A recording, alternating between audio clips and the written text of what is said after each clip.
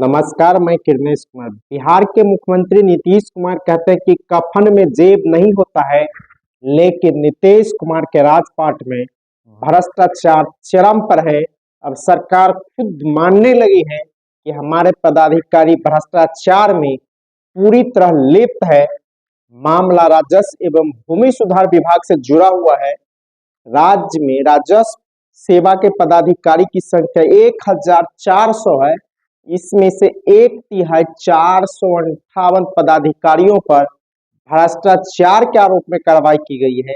इससे साफ स्पष्ट होता है कि नीतीश कुमार के राजपाट में लूट मचा हुआ है। बिना पैसे के कोई काम नहीं होता है, चाहे दाखिल खारिज का मामला हो, परिमार्जन का हो, भूमि की मापी का है, भूमि स्वामी प्रमाण पत्र यानी एलपीसी के मामला हो। पिछले दिनों राजस्व एवं भूमि सुधार विभाग के अपर मुख्य सचिव दीपक कुमार सिंह ने स्वीकार किया कि राज्य में 1400 में से 458 पदाधिकारियों पर भ्रष्टाचार के आरोप में कार्रवाई की गई है। इन 458 पदाधिकारियों में से 339 पदाधिकारी को दंडित किया गया है, जबकि 109 पदाधिकारियों को चेतावनी देकर छोड़ दिया गया है। आप अंदाज लगा सकते हैं कि राज्य में जो अंचलाधिकारी है कितने भ्रष्ट है, चाहे वह कर्मचारी हो, सीआई हो, सभी कितने भ्रष्ट है। यानी एक तिहाई पर जब कार्रवाई हो चुकी है, इसका मतलब साफ है कि पूरे बिहार में भ्रष्टाचार चरम पर है। बिना पैसे का दाखिल खारिज होता है। दाखिल खारिज सहित परिमार्जन की पूरी व्यवस्था ऑनलाइन कर दी गई है, लेकिन कर्मचारियों को अगर पैसा नहीं दिया जाता है तो उसके दाखिल खारिज के मामले लंबित कर दिए जाते हैं, आवेदन रद्द कर दिए जाते हैं। इस तरह के रोज मामले आते हैं और सदन में भी सवाल उठते रहे हैं। लेकिन अब सरकार ने भी स्वीकार करना शुरू कर दिया है कि भ्रष्टाचार में राजस्व एवं भूमि सुधार विभाग के पदाधिकारी पूरी तरह लिप्त है और सरकार कार्रवाई पर भी कर रही है। कार्रवाई वैसे ही पदाधिकारियों पर हो रही है जो ऊपर तक कहीं माल पहुंचाता हो, का लोग कर रहे हैं। लेकिन इससे साफ स्पष्ट है कि राजस्व एवं भूमि सुधार विभाग में बिना पैसे का कोई काम नहीं होता है। पिछले दिनों जब बिहार में भूमि सर्वे की शुरुआत हुई तो पूरे बिहार में अफरा तफरी का माहौल बच गया और पदाधिकारियों ने किसानों से लूटना शुरू कर दिया। इसके बाद सरकार ने कुछ ढिलाई दी है, लेकिन किसान से पूरे बिहार में राजस्व एवं भूमि सुधार विभाग के कर्मचारी लूट रहे हैं। चाहे दाखिल खारिज के नाम पर हो, एलपीसी के नाम पर हो, परिमार्जन के नाम पर हो, बिना पैसे के काम नहीं होता है। हर अंचल कार्यालय के आसपास राजस्व पदाधिकारी के कई समानांतर कार्यालय चलते हैं और बिना पैसे के, बिना रिश्वत के कोई काम नहीं। तो अब खुद सरकार भी स्वीकारने लगी है और जिस तरह से राजस्व एवं भूमि सुधार विभाग में कर्मचारियों पर कार्रवाई हुई है, इससे साफ स्पष्ट है कि नीतीश कुमार चाहे भले जो दावा करे, लेकिन नीतीश सरकार में भ्रष्टाचार चरम पर है। खासकर आम लोगों से जुड़ा हुआ जो विभाग है राजस्व एवं भूमि सुधार विभाग, उसमें लूट मची हुई है। पिछले दिनों जब केंद्रीय गृह मंत्री अमित शाह बिहार के अपने मंत्रियों के कार्यों की समीक्षा कर रहे थे, तो समीक्षा बैठक में भी बिहार के मंत्री दो उलझ गए और राजस्व एवं भूमि सुधार विभाग में जो व्याप्त भ्रष्टाचार और अराजकता है, इसको लेकर सवाल उठा दिया और कहा कि जिस तरह से लूट है राजस्व एवं भूमि सुधार विभाग में, इससे आम जनता त्रस्त है और इसका असर चुनाव में भी देखने को मिल सकता है। हालांकि दिलीप जायसवाल जो भाजपा के प्रदेश अध्यक्ष है, उन्होंने इसका खंडन भी किया, लेकिन बैठक में दो मंत्री आपस में उलझ गए और उसके 2 दिन के बाद ही जब प्रेस कॉन्फ्रेंस करने आए राजस्व एवं भूमि सुधार विभाग के अपर मुख्य सचिव दीपक कुमार सिंह ने, तो उसने भी स्वीकार कर लिया कि भ्रष्टाचार के आरोप में 458 पदाधिकारियों पर कार्रवाई की गई है। मतलब बिहार में 534 अंचल कार्यालय है, यानी हर अंचल कार्यालय में करीब करीब एक पदाधिकारियों पर कार्रवाई हुई है। 534 में से 458 अंचल कार्यालय के कर्मियों पर कार्रवाई हो चुकी है। ये जो कार्रवाई हुई है वह सीआई है और सीओ है, और इस राजस्व कर्मचारी के मामले अलग से हैं। तो एक तरह से कहा जाए कि नीतीश कुमार के जो दावे हैं भ्रष्टाचार में जीरो टॉलरेंस के, वह झूठे साबित हो रहे हैं और राजस्व एवं भूमि सुधार विभाग में पूरी तरह लूट मची हुई है। धन्यवाद। आप सभी लोगों का आज के जो भी प्रेस कॉन्फ्रेंस है, इस प्रेस कॉन्फ्रेंस में आप सभी का स्वागत है। साल के हम लोग अब इस साल के 2 ही दिन बचे हैं, तो आप लोगों को अग्रिम शुभकामनाएं आने वाले नए वर्ष के लिए। मंत्री जी को अचानक किसी खास कारण से आवश्यक कार्य से जाना पड़ा बाहर पटना से, इसलिए वो उपस्थित नहीं हो पाए। लेकिन चूंकि प्रेस कॉन्फ्रेंस की सूचना आप सभी लोगों को दे दी गई थी, तो इसलिए हम लोगों ने प्रेस कॉन्फ्रेंस को हम लोग जारी रख रहे हैं। आज राजस्व एवं भूमि सुधार विभाग के द्वारा हाल के दिनों में जो कार्य किए गए हैं उसके बारे में एक संक्षिप्त विवरणी आप लोगों को दी गई है। मुख्य तौर पर अगर देखा जाए तो राजस्व एवं भूमि सुधार विभाग को हम ऐसा मानते हैं कि ये एक ऐसा विभाग है जिस विभाग से हमारे राज्य का हर व्यक्ति किसी न किसी तौर पर जुड़ा हुआ है। जो भी इस राज्य के रहने वाले हैं और जो थोड़ी सी भी ज़मीन जिनके पास है वो तो इससे जुड़े हुए है ही हैं, लेकिन इसके अलावा वैसे भी लोग जिनके पास कोई ज़मीन नहीं है वे भी हमारे विभाग से जुड़े हुए हैं, क्योंकि उन्हें कम से कम वास के लिए ज़मीन उपलब्ध कराना भी हमारे विभाग की जवाबदेही है। और इसलिए इस विभाग की बहुत बड़ी एक जिम्मेदारी बनती है राज्य में स्वच्छ प्रशासन देने की। और हम लोग अपनी तरफ से कोशिश यही करते हैं कि जो भी लोग हमारे कार्यालयों में आए उन्हें एक अच्छे ढंग से हम उनके शिकायतों का, उनके कार्यों का निष्पादन कर सकें। जैसा कि आप जानते हैं कि राजस्व एवं भूमि सुधार विभाग में ग्रेजुअली पिछले कई वर्षों से लगातार किए जा रहे कार्यों की वजह से अब हमारे जितने भी सर्विसेज हैं, जो भी सेवाएं हम देते हैं लोगों को, वो सभी सेवाएं ऑनलाइन उपलब्ध हैं। अगर हमारे पोर्टल पे आप जाएंगे जो biharbhumi.gov.in है, तो उस पोर्टल पे जाते ही सबसे पहले आपको हमारे विभाग द्वारा उपलब्ध की जा रही सुविधाएं, सेवाएं और हमारे विभाग द्वारा उपलब्ध की जा रही जानकारियां, ये आपको सबसे पहले फ्रंट पेज पे ही मिल जाएंगी। ऐसा हम लोगों ने इसलिए किया है ताकि सभी लोगों को एक जगह पर ये जानकारी मिल सके कि विभाग के द्वारा कौन सी सेवाएं दी जा रही हैं और कौन सी जानकारियां उपलब्ध हैं। हमारे जो जानकारियां उपलब्ध हैं उन सभी जानकारियों को कोई भी देख सकता है। उसके लिए किसी भी प्रकार के न तो निबंधन की ज़रूरत है न लॉगिन की ज़रूरत है।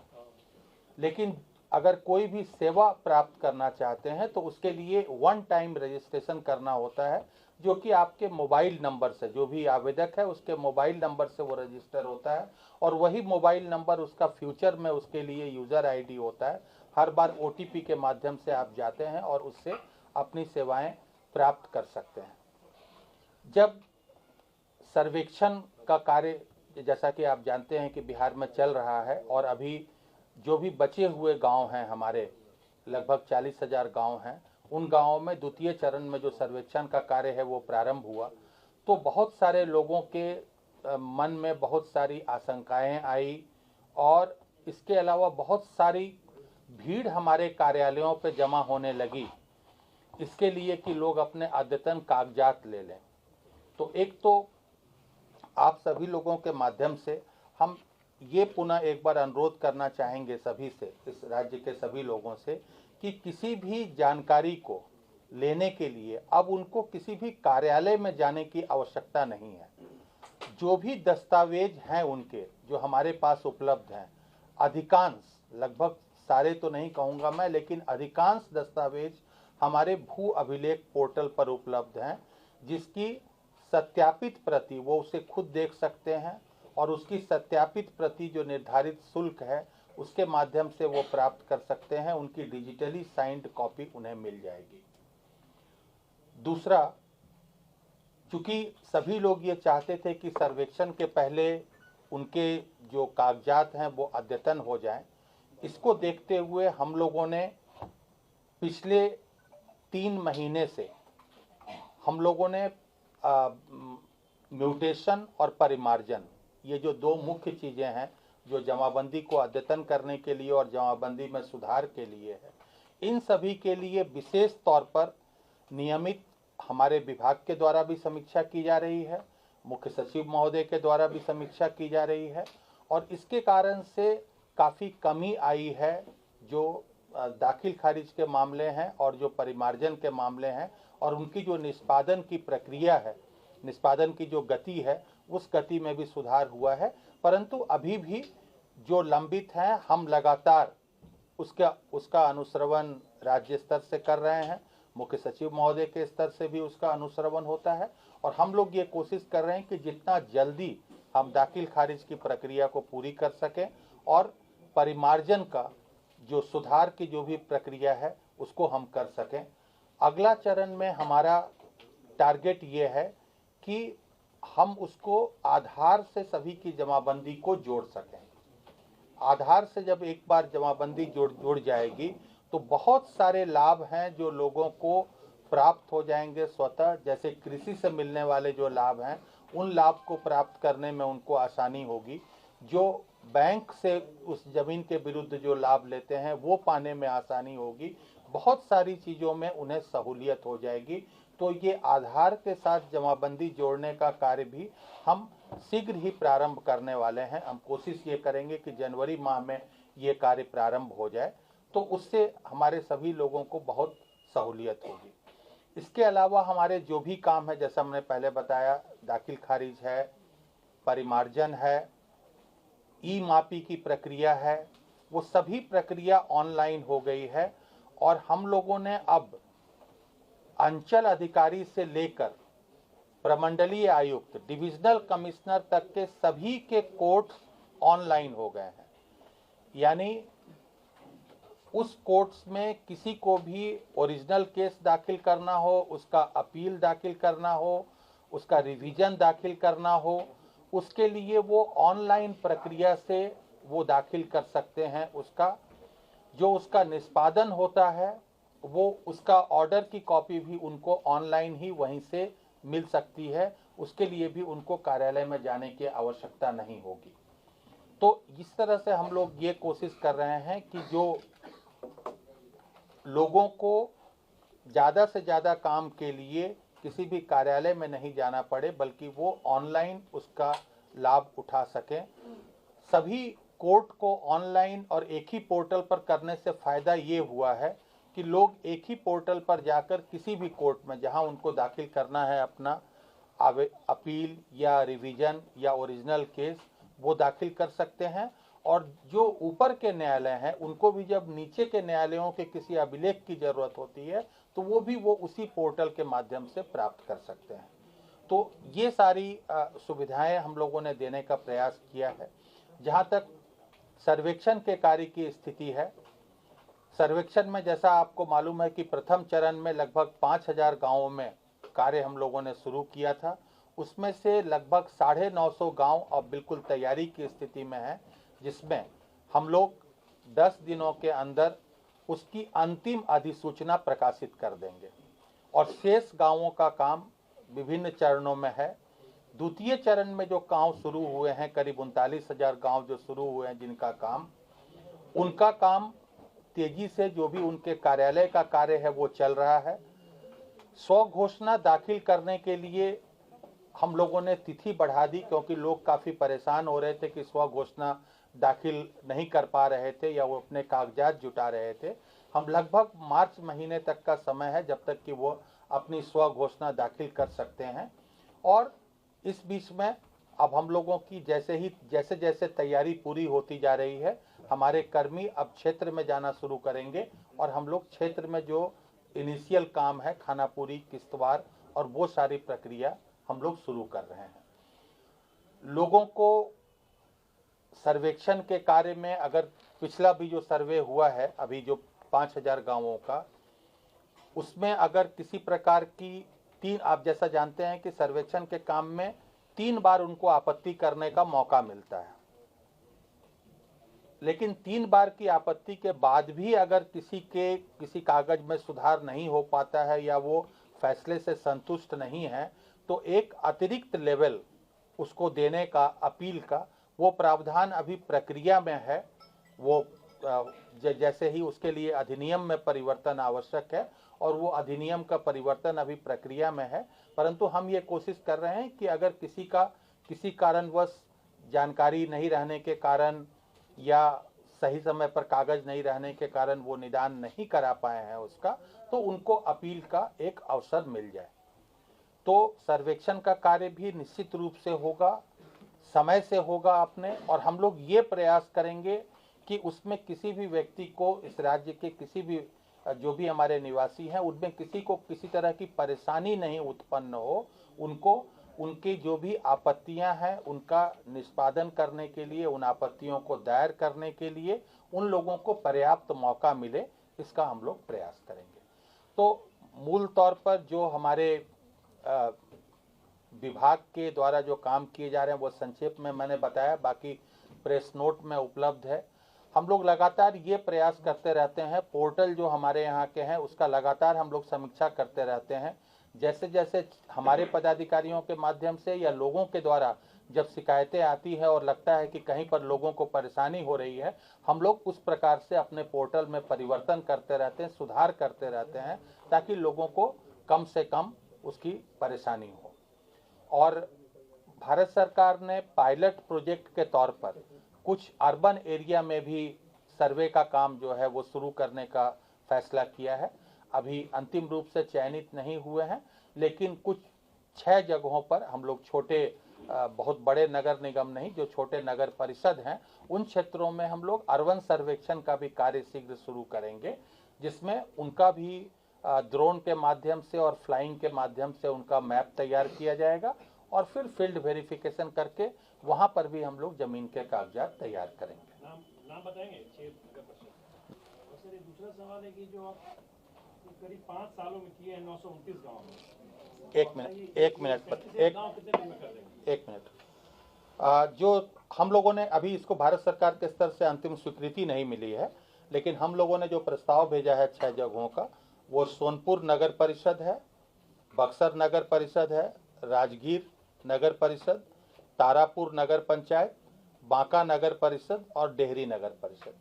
ये 6 जगहों भारत सरकार चाहती थी कि हम लोग ऐसी जगहों पर शुरू करें जहां की जनसंख्या 2 लाख से कम हो और उसका एरिया 60 स्क्वायर किलोमीटर या उससे कम हो। इसीलिए हम लोगों ने अभी छोटी जगहों का चयन किया है और ये हम लोगों ने भेजा प्रस्ताव, वहां से स्वीकृत हो जाएगा तो इसमें हम लोग आगे कार्य शुरू करेंगे। इसमें जो फ्लाइंग का काम है, नक्शा तैयार करने का काम, वो भारत सरकार के द्वारा ही सर्वे ऑफ इंडिया को दिया गया है। तो वो सर्वे ऑफ इंडिया इसका नक्शा फ्लाइंग करके, नक्शा तैयार करके हमको देंगे और उसके बाद हम लोग उसका जो फील्ड वेरिफिकेशन का काम है वो करेंगे। जी सचिव महोदय, आप और आपके मंत्री जी इतना करके मोटेशन कर रहे हैं और पब्लिक उनके दरवाजे पर दौड़ते रहिए, थक जा रहा है। गलत आदमी को खड़ा करके रजिस्ट्री कराई जा रही है, सीओ आपका उसका मोटेशन कर दे रहा है, उसके हम लोग दौड़ते रह जा रहे हैं, कहीं कुछ नहीं हो रहा है। आपके विभाग में लिख के दिया जाता है, कहीं कुछ नहीं होता। आपके यहाँ भी जो बैठे उनको कत्ल खाने में डाल देते हैं उस पेपर को, प्रूफ के साथ आपके यहाँ दिया गया है आपके विभाग में लिख करके, लेकिन कहीं कुछ कार्रवाई नहीं हो रही सीओ के ऊपर। देखिए, ऐसा है कि जब से ये प्रक्रिया ऑनलाइन हुई है, किसी भी दाखिल खारिज की कोई प्रक्रिया, अब आपका कोई मामला, विशेष मामले जिसकी आप बात कर रहे हैं, हम उसके बारे में तो नहीं बता सकते, लेकिन हमारे यहाँ आज के दिन में लगभग 1000 राजस्व सेवा के कितने पदाधिकारी होंगे? 1400 के लगभग हमारे यहाँ पदाधिकारी हैं पूरे राजस्व सेवा में, जो जब से राजस्व सेवा शुरू हुई है। और 1400 पदाधिकारियों में 458 पदाधिकारी ऐसे हैं जिनके ऊपर अभी तक कार्रवाई हुई है। मैं ये दावा तो कर सकता हूं कि किसी भी अन्य विभाग में अगर आप प्रतिशत देखें तो इतनी ज़्यादा पदाधिकारियों पर कार्रवाई नहीं हुई है। नंबर 2, इसमें केवल विभाग की ही बात नहीं है, कार्रवाई करना हमारे लिए और हमारे विभाग के लिए इसलिए भी आसान है कि अगर आप कोई भी शिकायत हमें करते हैं तो हमें उसके लिए जांच करने के लिए किसी को भेजने की ज़रूरत नहीं पड़ती है, क्योंकि हमारी प्रक्रिया ऑनलाइन है। जैसे आपने कहा दाखिल खारिज का, तो हम यहीं से बैठकर वो हम लोग ये देख सकते हैं कि उसने कहाँ पर गलती की और क्या गलती की उसने। उसके लिए हमको किसी को भेजने की ज़रूरत नहीं पड़ेगी। तीसरा चीज़ जो हम लोगों ने एक और किया है अभी, हमारे माननीय मंत्री जी के निर्देश के आलोक में हम लोगों ने 4 पदाधिकारियों की एक टीम मुख्यालय में रखी है, क्योंकि हम लोगों ने ये पाया कि बड़ी संख्या में लोग अपनी शिकायतों को लेकर आते हैं और हमेशा ये नहीं हो सकता कि मैं उपलब्ध रहूं या हमारे यहाँ सचिव भी हैं वो उपलब्ध रहें। तो इसलिए ये 4 लोगों की टीम है जिनका कार्य ही यही है कि कोई भी जो शिकायत लेके आता है उसके सभी कागजात देखना, अगर कहीं पर विलंब हो रहा है तो संबंधित पदाधिकारी से बात करके उसका कारण पता करना, उसका निष्पादन करना, और अगर किसी ने कोई गलती की है तो फिर उसको उपलब्ध कराना, हमको रेफर करना, ताकि उसके आधार पे हम लोग कार्रवाई शुरू हो सके। तो कोशिश हम लोग कर रहे हैं। 100% मैं नहीं दावा करता, हो सकता है आप जिस विशेष मामले की बात कर रहे हो उसमें वो मामले में नहीं कार्रवाई हुई। एक मामला नहीं है, 4 मामला है, मेरे साथ प्रूफ है, आपके यहाँ लिख के दिए हुए हैं, विजिलेंस से आपके यहाँ गया, आर्थिक अपराध से आपके यहाँ गया, कोई कार्रवाई नहीं। बिल्कुल ठीक है, तो आप दे दीजिए वो पेपर, अभी मुझे दे दीजिए। सर मेरा एक सवाल है कि जो न्यायालय में, जो माननीय न्यायालय में, सिविल कोर्ट में, हाई कोर्ट में जमीन के मामले से संबंधित जो केसेस है, सर्वे भी हो रहा है, तो वैसे मामले में भू राजस्व विभाग का क्या रोल है या इसमें क्या कुछ संभावनाएं बन रही है? देखिए, ऐसा है कि अगर किसी भी मामले में कोई भी स्वत्ववाद या कोई टाइटल सूट या कोई चीज़ लंबित है, तो उस केस में तो ऑब्वियस है कि हम लोग उसका, जब तक टाइटल सूट का डिस्पोजल नहीं होता है तब तक उसको किसी के नाम पे नहीं किया जाएगा। तो उस केस में हम लोग अभियुक्ति में जो भी टाइटल सूट या किसी कोर्ट में पेंडिंग है उसको लिख के छोड़ देंगे। जब सक्षम न्यायालय से उसका निष्पादन होगा तब उस अभिलेख में सुधार होगा, क्योंकि जो भी खतियान बनता है, अभी रिकॉर्ड ऑफ राइट जो भी बनता है, वो रिकॉर्ड ऑफ राइट ऐसा नहीं है कि वो रिकॉर्ड ऑफ राइट चेंज नहीं होता है। अगर सक्षम न्यायालय से जब भी कोई आदेश होगा तो वो रिकॉर्ड ऑफ राइट में चेंज होगा। बिल्कुल। एक सवाल और था, जो सर्वे को लेकर कई बिहार के लोग हैं जो बिहार से अलग राज्यों में रह रहे हैं या विदेशों में रह रहे हैं, जो एनआरआई है, जो बाहर है, जो विभिन्न राज्यों में रह रहे हैं, तो वैसे लोगों को कैसे सूचित किया जाएगा कि सर्वे हो रहा है? आपको अपना जिनका भी खतियान है वंशावली, इसको लेकर उनको जानकारी मिले, या क्या सरकार कर रही है?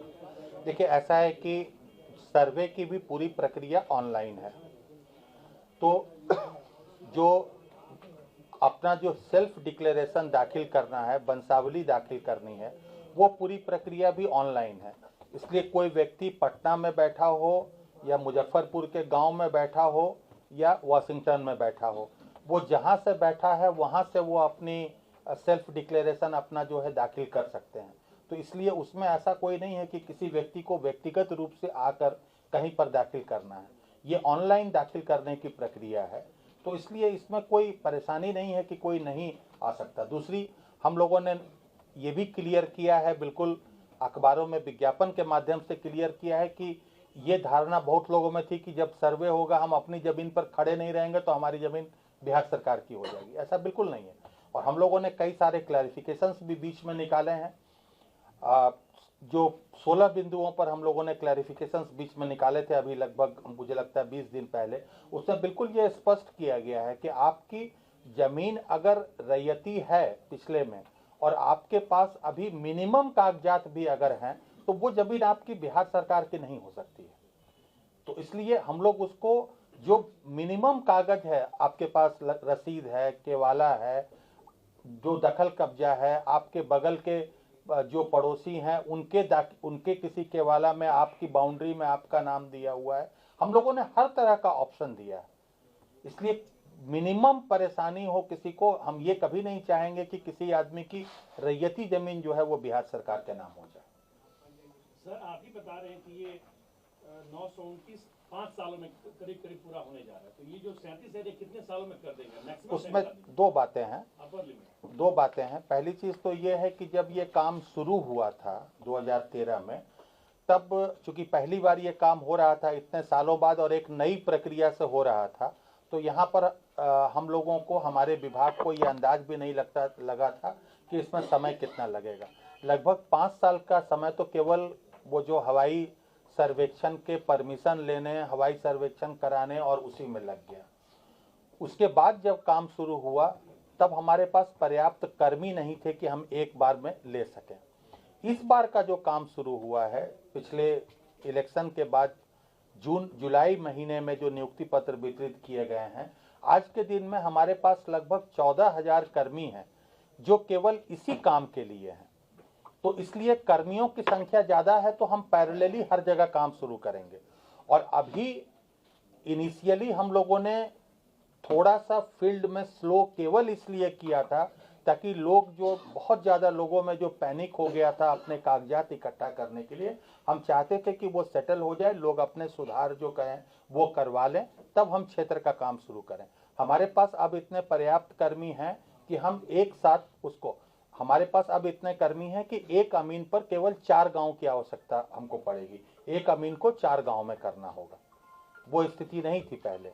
तो इसलिए हमारे पास 14,000 कर्मी हैं अभी। सेटलमेंट ऑफिसर सरकार ने सभी जगहों पर पोस्ट किए हैं, अगर कहीं वैकेंसी रहती है उसको शीघ्र पोस्टिंग की जाती है। लगातार उसका यहाँ से मॉनिटरिंग की जाती है, जैसा मैंने बताया आपको कि महीने में एक बार उसकी मॉनिटरिंग मुख्य सचिव महोदय के स्तर से भी की जाती है। तो इसलिए पहले वाले में और अब में, दूसरा है कि पहले वाले सर्वेक्षण जो हुआ उसमें बहुत सारी जो कठिनाइयाँ आई वो हम लोग अब अवगत हैं और इसी कारण से क्लैरिफिकेशंस दिए गए थे, क्योंकि ताकि इस बार वाले में वो दिक्कतें ना आए। टाइम फ्रेम पूछ रहे हैं, कब तक लास्ट कर देंगे 45,000 गाँव में, ये पूछ रहे हैं। देखिए, टारगेट तो हम लोगों का 1 साल में पूरा करने का है, लेकिन कई सारी उसमें कठिनाइयाँ आती हैं। गांव छोटे बड़े हैं, कुछ गांव ऐसे भी हैं जिनमें 15,000 20,000 मौजें हैं, लेकिन फिर भी हम उम्मीद करते हैं कि 1 साल नहीं तो 2 साल में तो हम ये प्रक्रिया पूरी कर देंगे। अमीन पर्याप्त मात्रा में है क्योंकि सबसे इम्पोर्टेंट रोल है सर्वे में अमीन का है। हमारे पास आज के दिन में अमीन, हमारे पास जो है वो 8,000 अमीन है सिर्फ सर्वे के लिए। सिर्फ सर्वे के लिए। ये हम उनकी अमीनों की बात नहीं कर रहे हैं जो अंचल में है।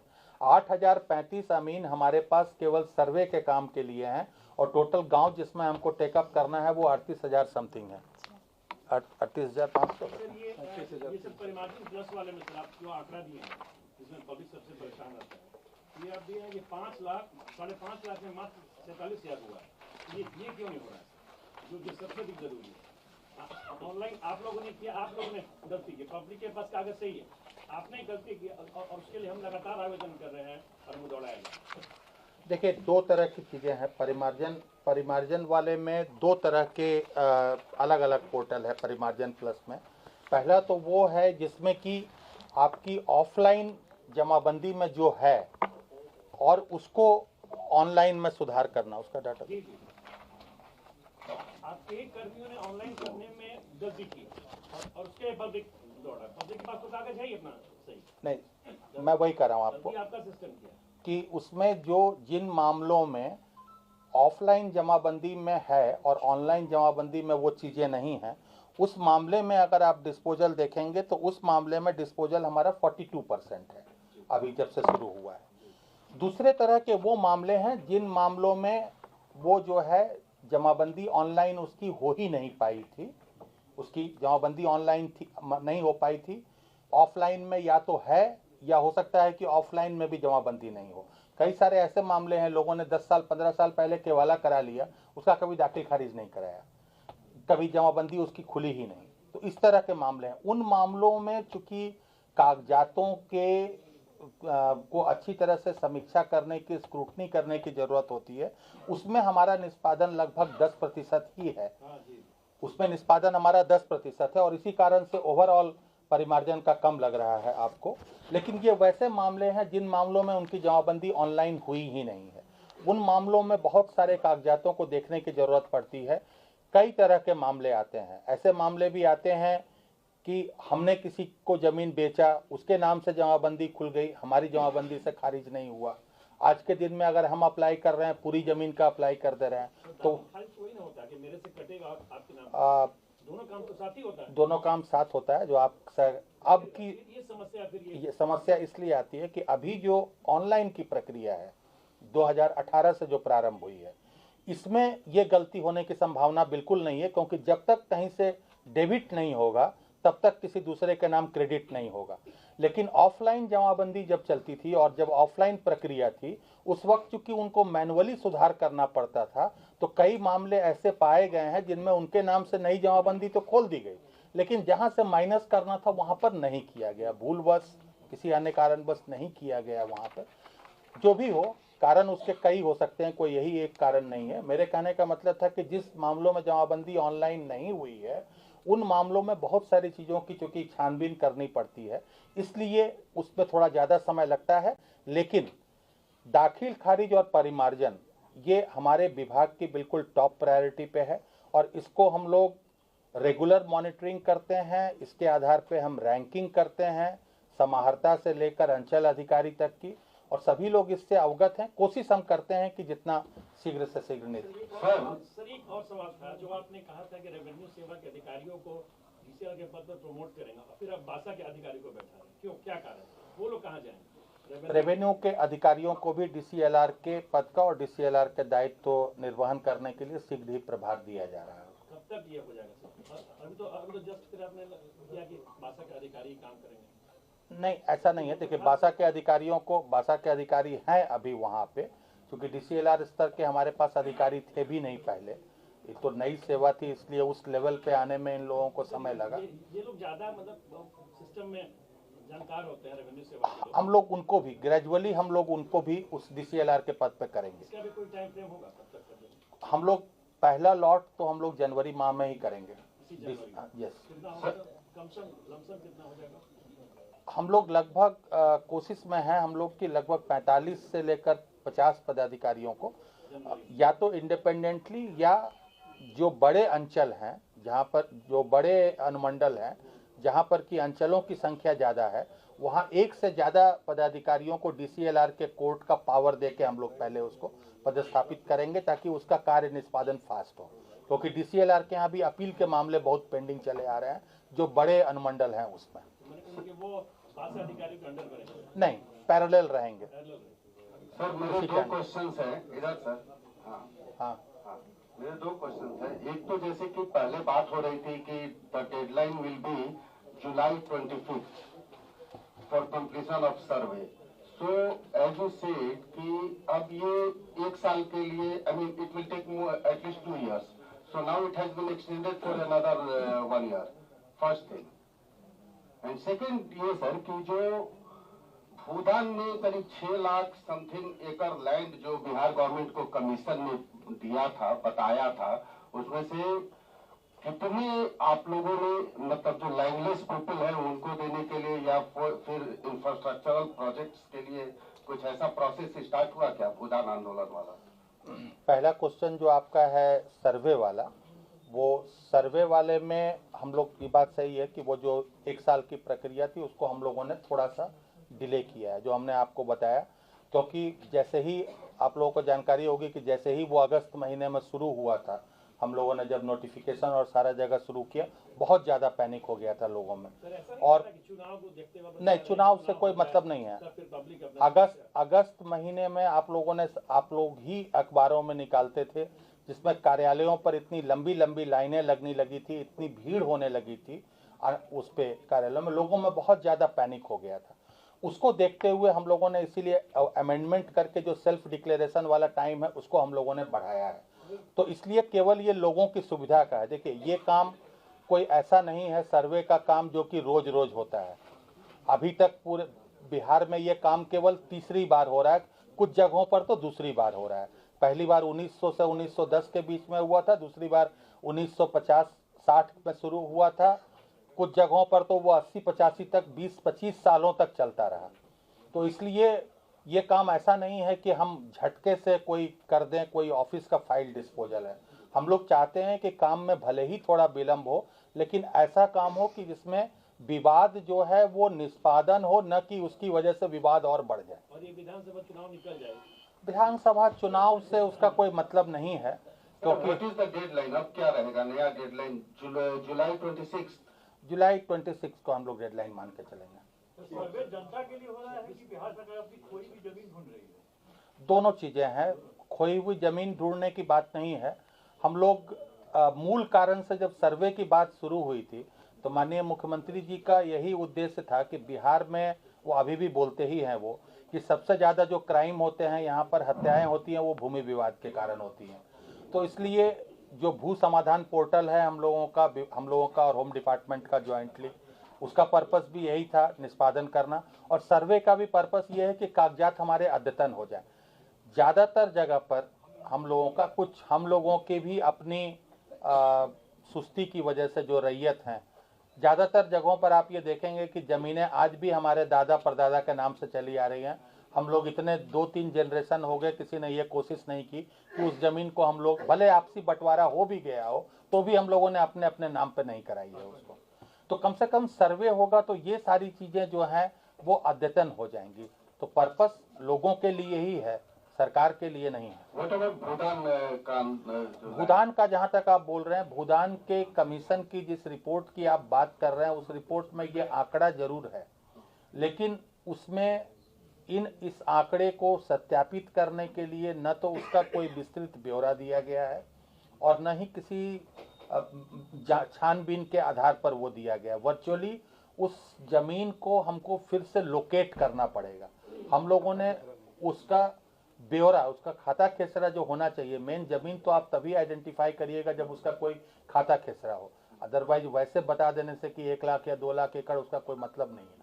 तो हम लोगों ने उस ब्यौरे को भेजा है सभी जिलों में, हम लोगों ने समाहर्ताओं को, वो अपने लेवल से उसको फिर से वेरिफिकेशन करेंगे, तब जो जमीन निकलेगी तभी उसके आधार पे हम। अच्छा, आप बता रहे थे कि 4 पदाधिकारी जो आपके विभाग में देखते हैं, वो कौन है पदाधिकारी 4 को, कि जो मिल करके कंप्लेन दिया जाए? आप मेरे कार्यालय में आ जाइएगा, आपको मेरे कार्यालय में वो लोग गाइड कर देंगे और उन पदाधिकारियों से मिलवा देंगे। सर आलोक सर, एक सवाल और था, जैसे जो गरमजरुआ जमीन है या जो सरकारी जमीन है, वहाँ पर कंस्ट्रक्शन हो गया, मकान बना लिए लोग, कई सालों से वहाँ पर बिल्डिंग्स बने हुए, वैसे जमीन पर को सरकार कैसे ले? देखिए, जमीन को, सरकारी जमीन को खाली कराने की एक प्रक्रिया है जो बिहार लैंड इंक्रोचमेंट एक्ट के तहत है। तो वो जमीन को वापस लेना वो सब वैधानिक प्रक्रिया के तहत होगा। जो भी जमीन पर जिस पर अतिक्रमण है, बिहार लोक भूमि अतिक्रमण अधिनियम के तहत उनको नोटिस जारी किया जाएगा, वो अपने कागजात देंगे, उसके आधार पर उसका फैसला होगा। ये तो एक अर्ध न्यायिक प्रक्रिया है, क्वासी जुडिशियल प्रक्रिया है, जिस प्रक्रिया के आधार पर जमीन से अतिक्रमण हटाया जाता है। बेतिया राज का जो जमीन का है, लॉ हैज बीन पास्ड, तो अब इसमें जैसे कि रूल्स बनाने की बात हो रही है, तो has the authority concerned initiated the process initiate हो गया है, रूल का ड्राफ्ट तैयार हो गया है। वो डिफरेंट डिपार्टमेंट्स, जो 3-4 डिपार्टमेंट्स हैं जिनके कंसल्टेशन और परामर्श के बाद वो कैबिनेट जाएगा, उन डिपार्टमेंट्स को जाने की प्रक्रिया में है वो। और अब बढ़ते हैं धन्यवाद ज्ञापन का। मैं धन्यवाद ज्ञापित करती हूँ आप मीडिया बंधुओं का, जिन्होंने इस कार्यक्रम को सार्थक बनाया।